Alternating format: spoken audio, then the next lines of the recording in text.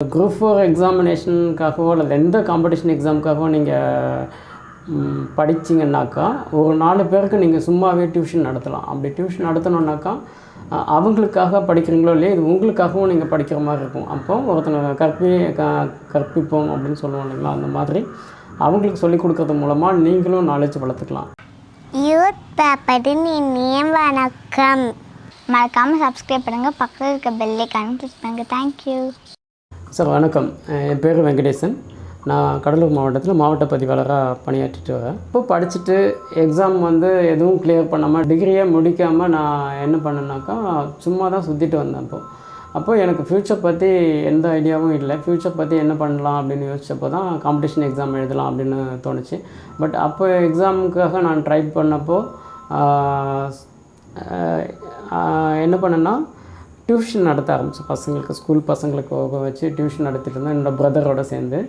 அப்படி டியூஷன் நடத்திட்டு இருக்கப்போ தான் அப்போ தான் உண்மையாகவே அந்த ஸ்கூல் புக்ஸ் எல்லாம் படித்தேன். ஸ்கூலில் நான் படிக்கிறப்போ அந்த ஸ்கூல் புக்ஸை பற்றி சரியாகவே படிக்காத, பசங்களுக்கு நடத்தும்போது நல்லா நடத்தணுன்றதுக்காக அந்த ஸ்கூல் புக்ஸ் எல்லாம் நல்லா ஸ்டடி பண்ணேன். அப்போ தான் உண்மையாக ஸ்கூல் புக்ஸை நல்லாவே நான் ஸ்டடி பண்ணேன். அப்போ அவங்களுக்கு நடத்தும்போது நிறைய விஷயங்கள் சொல்லணுன்றதுக்காக எக்ஸ்ட்ரா மற்ற புக்ஸும் படித்தேன். அப்போ ஓரளவுக்கு நாலேஜ் கேதராச்சு.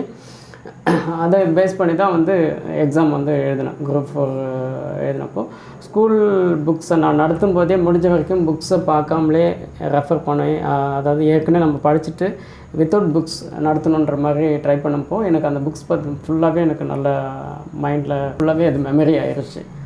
அப்போ ஒரு Group 4 எக்ஸாமினேஷனுக்காகவோ அல்லது எந்த காம்படிஷன் எக்ஸாமுக்காகவோ நீங்கள் படிச்சிங்கன்னாக்கா ஒரு 4 பேருக்கு நீங்கள் சும்மாவே டியூஷன் நடத்தலாம். அப்படி டியூஷன் நடத்தணுன்னாக்கா அவங்களுக்காக படிக்கிறீங்களோ இல்லையா, இது உங்களுக்காகவும் நீங்கள் படிக்கிற மாதிரி இருக்கும். அப்போது ஒருத்தனை கற்பிப்போம் அப்படின்னு சொல்லுவோம் இல்லைங்களா, அந்த மாதிரி அவங்களுக்கு சொல்லிக் கொடுக்கறது மூலமாக நீங்களும் நாலேஜ் வளர்த்துக்கலாம். First attempt fail, second attempt fail, third அட்டெம்ப்டில் அப்போ Group 4 எப்படின்னாக்கா ஃபஸ்ட்டு ப்ரிலிம்ஸ் வைப்பாங்க, அதுக்கப்புறம் மெயின் எக்ஸாமினேஷன் வைப்பாங்க, அதுக்கப்புறம் அப்போ அந்த ப்ரிலிம்ஸ் பார்த்திங்கன்னு வச்சுக்கோங்களேன் 1999 98 சரி நமக்குல. அப்போ எனக்கு யாருமே எனக்கு கைடெல்லாம் எதுவும் இல்லை, அதனால் எனக்கு அதை பற்றி ஐடியா இல்லை. அப்போ போகலை. Group 2க்கு போனேன். அப்போ போகலை. அப்போ என்ன சொல்ல வரேன்னாக்கா அந்த எக்ஸாமினேஷன் நான் போய் எழுதினேன். மொத்தமாக 200 கொஷின்ஸு. 200 கொஷின்ஸை நான் என்ன பண்ணேன்னா முதல்ல தெரிஞ்ச கொஷின்ஸ் மட்டும் ஷேட் பண்ணிகிட்டே வந்தேன். அப்போ தெரியாத கேள்வியெல்லாம் விட்டுட்டு தெரிஞ்ச கொஷின் மட்டும் ஷேட் பண்ணிட்டு வந்தேன்னா அந்த லாஸ்ட்டு ஷேட் பண்ணுறப்போ மொத்தம் 200 கொஷினில் நான் நிறைய விட்டு தான் எனக்கு தெரிஞ்சது மட்டும் தான் ஷேட் பண்ணேன். நியர்லி 150+ கொஷின்ஸ் அடிச்சிருப்பேன். கிட்டத்தட்ட 50க்கு மேலே கொஷின் ஷேட் பண்ணவே இல்லை. நான் லாஸ்ட்டு ஷேட் பண்ணுறப்போ லாங் பெல் அடிச்சிட்டாங்க. பேப்பர் வாங்கிட்டாங்க. கிட்டத்தட்ட 50 கொஷினுக்கு மேலே நான் அதில் எதுவுமே ஷேட் பண்ணல. 150 கொஷின் தான் நான் ஷேட் பண்ணியிருந்ததே. அப்போது எனக்கு இந்த கொஷின் கண்டிப்பாக நான் பாஸ் பண்ண மாட்டேன் அப்படின்ற எண்ணம். ஏன்னா இதில் Group 4 அதாவது tnpsc பொறுத்தவரைக்கும் நெகட்டிவ் மார்க் கிடையாது. அதனால் ஏதாச்சும் ஒன்று அதில் நம்ம ஷேட் பண்ணிடுறோம்னா 1-2 மார்க்ஸ் இல்லை சில கொஷின்ஸ்க்கு மார்க்ஸ் நமக்கு கிடைக்கும். ஸோ 50 கொஷின் நான் ஷேடே பண்ணாததில் நான் பாஸ் பண்ணுறதுக்கு வாய்ப்பே இல்லை அப்படின்னு நான் முடிவு பண்ணிவிட்டு நான் மெயின் எக்ஸாம்லாம் ப்ரிப்பேர் பண்ணலை. ஆனால் எனக்கு அப்போ ரிசல்ட் வந்துச்சு நான் பாஸ் பண்ணேன்னு. ஏன்னாலும் நம்பவே முடியல, ஆச்சரியமாக இருந்தது. அதன் மூலமாக நான் என்ன சொல்ல வரேன்னாக்கா தெரியாத கேள்வியை நீங்கள் ஷேட் பண்ணால் அதுக்கு நமக்கு மார்க் கிடைக்குன்றது ரொம்ப வாய்ப்பே இல்லாத ஒன்று. ஸோ கண்டிப்பாக தெரிஞ்ச கேள்வியை நீங்கள் தப்பாக அடிக்கக்கூடாது. நீங்கள் தெரிஞ்சதெல்லாம் கரெக்டாக அடிச்சுட்டு தெரியாத கேள்வியை நீங்கள் விட்டுட்டால் கூட ஒன்றும் பிரச்சனை இல்லை. நீங்கள் ஒரு எக்ஸாமினேஷன் எழுதுகிறப்போ நீங்கள் 10 கேள்வி நீங்கள் தெரியாத அடிச்சுட்டு வந்திருப்பீங்க. ஒரு மொத்தமாக 200 கொஷின் இருக்குன்னா 150 கொஷின் உங்களுக்கு நல்லா தெரியும், அதை ரைட் அடிச்சுப்பீங்க. மீதி 50 கொஷினை நீங்கள் ஏதோ ஒன்று உங்களுக்கு சரின்னு தெரிஞ்சது தான் நீங்கள் ஷேட் பண்ணியிருப்பீங்க.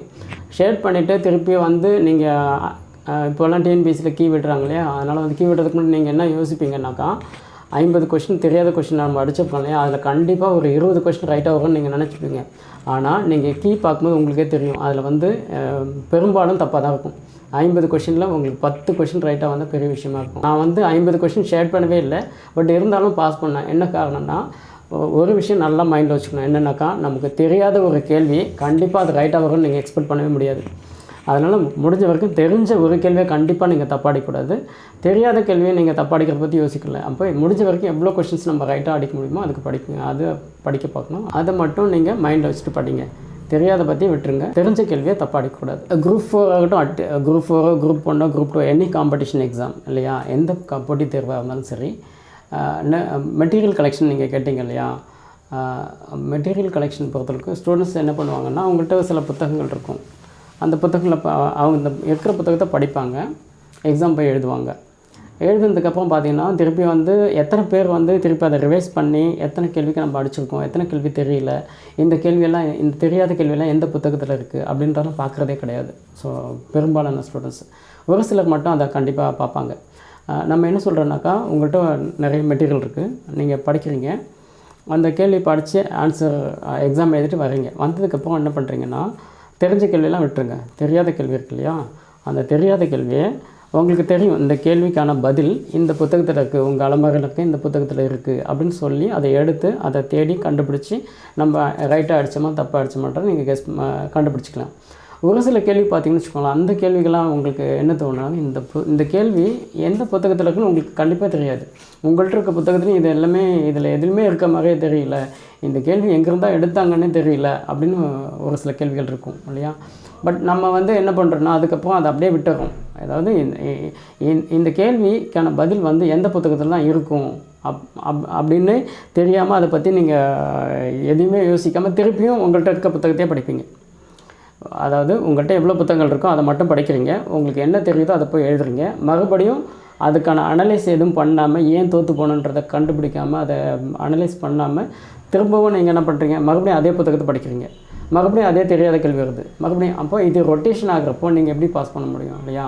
அப்போது நான் என்ன சொல்கிறேன்னாக்கா, முதல்ல அப்போ தெரியாத கேள்வியெல்லாம் இருக்கு இல்லையா, இது எங்கே இருந்தால் எடுத்தாங்க, அது எந்த புத்தகம் தான் இருக்கும் அப்படின்னு மற்றவங்க கூட இல்லை உங்கள் டீச்சர்ஸ்ட்டு மற்றவங்கள்ட்ட அதை டிஸ்கஸ் பண்ணி இது இன்னும் என்ன மெட்டீரியல்ஸ், அப்போது அந்த தேவையான கொஷின் உள்ள புத்தகங்களும் நீங்கள் கலெக்ட் பண்ணி வச்சிங்கன்னா உங்கள் மெட்டீரியல் வந்து ஃபுல்ஃபில். ஸோ நோட்ஸு மெட்டீரியல் அந்த மாதிரி பார்க்காம மேக்ஸிமம் புத்தகங்களாக வாங்க, டெக்ஸ்ட் புக்ஸாக வாங்கி படிக்கிறது தான் பெஸ்ட்டு. அதுவும் மெயின் எக்ஸாம் பண்ணுற ஒரு அட்வான்ஸ் லெவல் எக்ஸாமினேஷனுக்கெலாம் school books is very basic. அந்த ஸ்கூல் புக்கை தரவு பண்ணிக்கோங்க. பட் சில ஸ்டூடெண்ட்ஸ் என்ன பண்ணுறாங்கன்னா, அந்த ஸ்கூல் புக்ஸை மட்டுமே மறுபடியும் அதையே படிச்சுட்டு இருப்பாங்க. பட் அது வந்து ஒரு அடிப்படையான விஷயம். கண்டிப்பாக குரூப் 4 லெவலுக்கு ஸ்கூல் புக்ஸ் நல்லா தரவு பண்ணிவிட்டு, அது இல்லாமல் நீங்கள் என்னென்ன பார்க்கணும், தினமும் அது ஒரு நல்ல சேனலில் நியூஸ் கேட்கணும். செய்திகள் கரண்ட் அஃபேர்ஸ்க்காக ஒரு நல்ல 2-3 மேகசின்ஸ் வாங்கி பேப்பர்ஸ் வாங்கி அதில் நீங்களாக ஓனாக நோட்ஸ் எடுக்கணும்.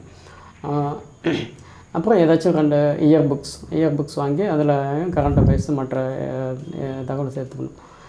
இது இல்லாமல் அதை ஸ்கூல் புக்ஸ் முடிச்சுட்டு அதுக்கப்புறம் வெளியில் வரணும். அதுக்கப்புறம் ஒவ்வொரு சப்ஜெக்ட்டுக்கும் அட்வான்ஸ் புக்ஸ் இருக்குது.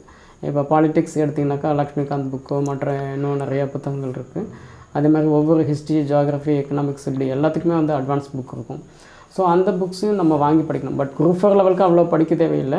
பட் நீங்கள் எப்பயுமே ஒரு இலக்கு, சில ஸ்டூடெண்ட்ஸ் என்ன பண்ணுறாங்கன்னாக்கா, எனக்கு குரூப் 4 ஏதோ ஒரு வேலை கிடைச்சா போதும்னு நினைக்கிறாங்க. அது தப்பு. நீங்கள் வைக்கும்போதே இலக்கு வந்து உயர்வான இலக்கு வைங்க. எப்பவுமே குரூப் 1 அடிக்கணும், இல்லை யூபிஎஸ்சி சிவில் சர்வீஸ் வாங்கணும், அந்த மாதிரி ஒரு டார்கெட் வைங்க. முடியாது, கண்டிப்பாக கிடையாது. அப்போது நீங்கள் ஸ்டேட் ஃபஸ்ட்டு எய்ம் பண்ணும்போது பாஸ்ன்றது சாதாரணமாகிடும். நம்ம பாஸ் பண்ணால் போதுன்ற எண்ணத்தை மாற்றி நம்ம தான் இந்த இதில் ஸ்டேட் ஃபஸ்ட் வாங்கணும். எல்லாரோட பார்வையும் உங்கள் பக்கம் வரும் இல்லையா. நீங்கள் ஒரு பிரில்லியன்ட் அப்படின்றது எல்லாராலையும் வந்து பேசப்படுறப்போ அதை நம்ம விரும்புவோம். அப்போது நீங்கள் படிக்கும்போதே நம்ம வந்து ஸ்டேட் ஃபஸ்ட்டு பார்க்கணும், அந்த மாதிரி ஒரு மைண்ட் செட்டோட படிங்க. குரூப் 4 மட்டும் இல்லை, எந்த எக்ஸாமுக்காக இருந்தாலும் சரி, நீங்கள் முதல்ல வந்து சிலபஸ் எடுத்துக்கணும். டிஎன்பிஎஸ்சிலே வந்து உங்களுக்கு சிலபஸ் போட்டிருக்காங்க இல்லையா, அந்த சிலபஸ் எடுத்துக்கணும். Plus previous years question papers, இதுக்கு முன்னாடி அந்த வருஷத்தை கொஷின் பேப்பர்ஸ் எடுத்துக்கணும். அப்போது சிலபஸ்ஸு வித் கொஷின் பேப்பர். ஒவ்வொரு சிலபஸ்லேயும் வந்து அந்த சப்டைட்டில் இருக்குல்லையா, சப் டாபிக்ஸ் இருக்குல்லையா, அந்த டாப்பிக்கில் சப்ஜெக்டுக்குள்ளே என்னென்ன கொஷின்ஸு எடுத்திருக்காங்க அதை வந்து அனலைஸ் பண்ணி அதை வச்சு, அப்போ ஒரு குறிப்பிட்ட ஏரியாவில் அதிக கொஷின்ஸ் வரும், அந்த ஏரியாவெலாம் நல்லா ஸ்ட்ராங் பண்ணிக்கணும். மற்றபடி ரொம்ப இம்பார்ட்டன்ட் என்னென்னாக்கா, டெஸ்ட் நிறைய எழுதி பார்க்கணும். அதுதான் ரொம்ப முக்கியம். ஒரு டெஸ்ட் எழுதி முடிச்சுட்டு அப்படியே போகக்கூடாது எப்பவுமே. அப்போ தெரியாத கேள்வி யார் கொஷின் செட் பண்ணாலும் சரி, அது முக்கியமான கேள்வியை தான் செட் பண்ணுவாங்க. எந்த கேள்வியெல்லாம் நம்ம தப்பாக அடித்தோம் அந்த கேள்வியை திருப்பி ஸ்டடி பண்ணணும், திருப்பி மைண்டை ஏற்றிக்கணும். அந்த மாதிரி பண்ணோன்னாக்கா நிறையா நம்ம பாஸ் பண்ணுறதுக்கு வாய்ப்பு அதிகம்.